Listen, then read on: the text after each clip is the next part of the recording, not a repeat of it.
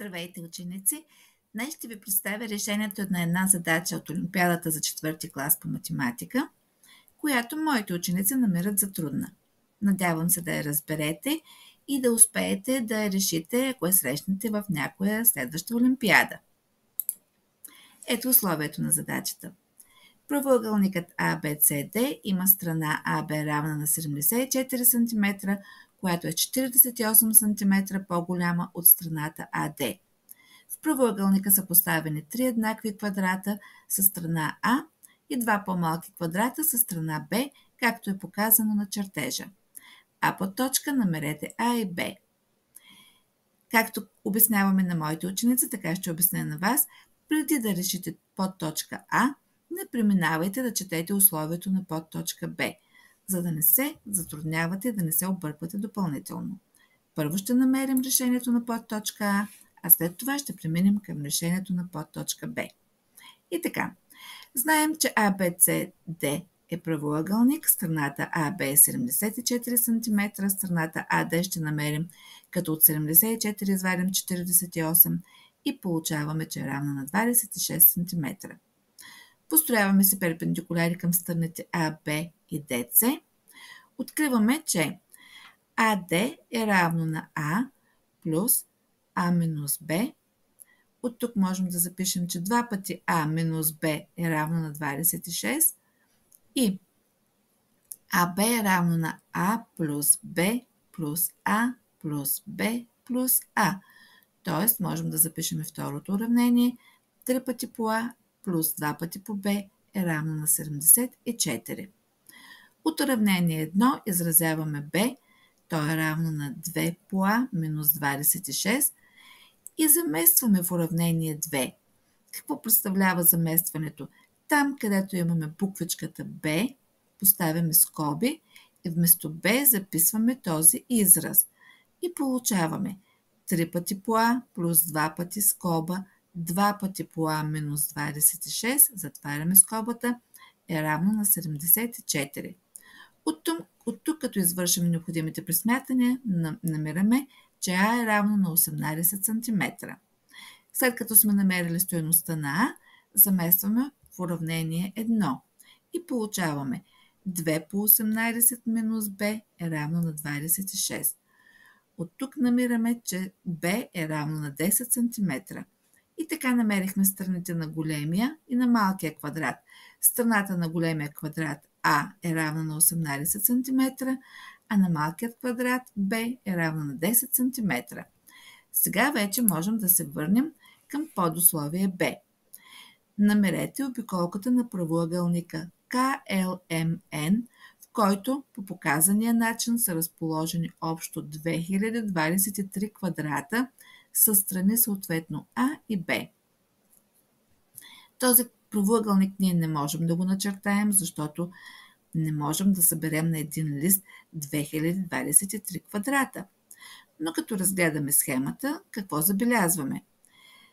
Че в схемата започваме и завършваме с голям квадрат, което веднага може да направим заключението, че броят на големите квадрати ще бъде с един по-голям повече, отколкото броя на малките квадрати.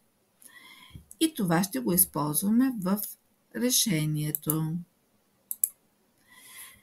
Лесно е да намерим дължината на страната КН, на широчината.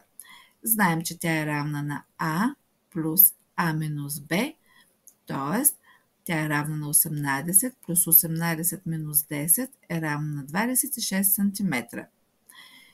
Но как да намерим дължината на правоъгълника? Дължината е NM. Отново се връщаме на условието. След като имаме 2023 квадрата и знаем, че в тази бройка големите квадрати са с един повече от малките. Изваждаме от 2023 1 и получаваме 2022. В това число 2022 се съдържат по равен брой големи и малки квадрата. От Затова разделяме 2022 на 2 и получаваме 1011. Това е броят на малките квадрати. Спомняме си, че сме извадили един голям квадрат от общия брой. Затова към 1011 добавяме 1 и получаваме, че броят на големите квадрата са 1012. И така, вече намерихме какъв брой малки и големи квадрата се съдържа в този правоъгълник. Броя на големите е 1012, а броя на малките квадрата е 1011. След като знаем, че страната на големия квадрат е 18 см, умножаваме броя на големите квадрати по 18 и получаваме 18216. Знаем колко е броят на малките квадрата, умножаваме го по дължината на неговата страна 10 и получаваме 10110. Събираме тези две числа и получаваме 28326.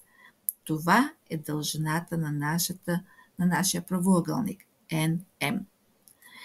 След като вече знаем широчината, която е 26 см, и дължината, която е 28326, намираме обиколката на правоъгълника по формулата. P е равно на 2 по 26 плюс 2 по 28326. Извършваме пресмятанията и намираме като крайна стойност, че обиколката на този правоъгълник е 56 704 см. Надявам се, не ви беше трудно или поне няма да ви е трудно да разберете как се решава тази задача. Може да си повторите отново видеоклипа, за да разберете някои подробности, или ако имате някакви въпроси, пишете отдолу под видеоклипа. Ще се радвам да ви отговоря. Благодаря ви за вниманието и до нови срещи!